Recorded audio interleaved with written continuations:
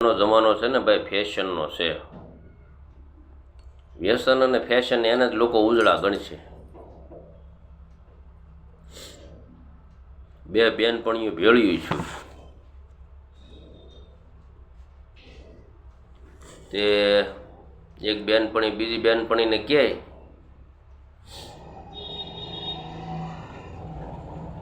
કે તમને તેમના ઘેરેથી ખીજાય કેવા?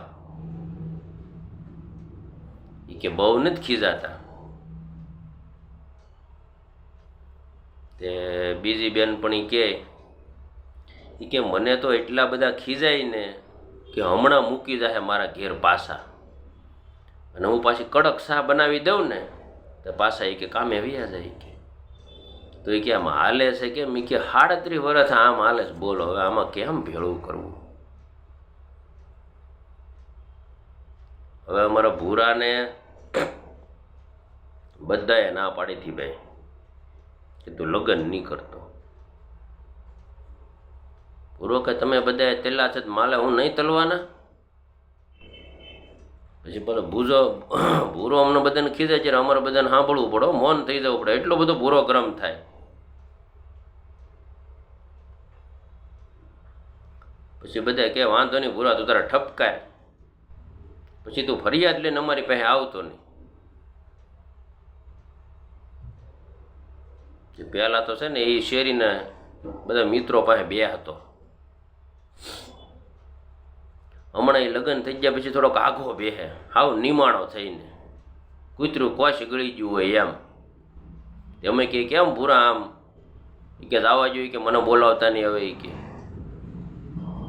મને કંઈ સમજાવ્યો નહીં, કંઈ કીધું નહીં, તમે મને આમાં ખોટો પાલી દીધો. એટલે ભાઈ તને 7-8 મહિના તો સમજાવ્યો હતો, અને હજી તો પાછો અમારા બધા મિત્રોનો વાંક કાઢ. કે મને કોઈ બોલાવતા જ નહીં હવે. કે મારે તમારે યારે બેવું જ નથી. બોલો, ભૂરો એવો કડે સીડ્યો ને હવે પછી અમારી પાસે કાયમ આટા મારતો હોય વાહે. કે ભાઈ હવે મને તમારા ડાયરામાં બેહાડો. મેં કીધું હવે તો અમારા ડાયરામાં આવી જ ગયો, એમાં બે હવાનું ન હોય. એને ડાયરામાં બહાર રાખવા હાટું પહેલાં સમજાવતા હતા.